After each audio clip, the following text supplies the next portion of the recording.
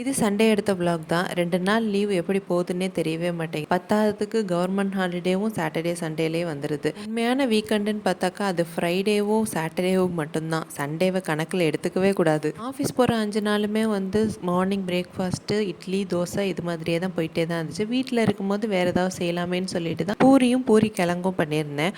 பூரி கிழங்குலாம் அவ்வளோ எஃபோர்ட் போட்டுலாம் பண்ணல, சிம்பிளாக தான் பண்ணியிருந்தேன். எண்ணெய், கடுகு பொரிஞ்சோன்னே வெங்காயம், தக்காளி, பச்சை மிளகாய், இஞ்சி, பூண்டு எல்லாத்தையும் வதக்குனதுக்கப்புறம் வேக வச்ச கிழங்கு, கொஞ்சோண்டு தண்ணி, உப்பு, சோம்புத்தூள் போட்டு கொதி வந்ததுக்கப்புறம் கடைசியாக கோதுமை மாவு இல்லைன்னா அரிசி மாவை கொஞ்சோண்டு தண்ணியில் கட்டி இல்லாமல் கலந்துட்டு அதையும் ஊற்றி கெட்டியானோன்னு ஆஃப் பண்ணிவிட்டு பூரி சுட்டு சாப்பிட்டா செம்ம டேஸ்ட்டாக இருக்கும். ட்ரை பண்ணி வேணால் பாருங்கள். சண்டேங்கிறதுனால லேட்டாக எழுந்திரிச்சா பிரேக்ஃபாஸ்ட்டே செஞ்ச ஆரம்பித்தோம். 12 மணிக்கு தான் சாப்பிட்டோம். அதுக்குள்ளே அப்பா நாட்டுக்கோழி வாங்கிட்டு வந்திருந்தாங்க. நாட்டுக்கோழியும் ஃபிஷ் ஃப்ரையும் வச்சு மத்தியானம் ஒரு 4 மணிக்கு சாப்பிட்டுட்டு இப்படி தான் ஓடுனுச்சு சண்டே.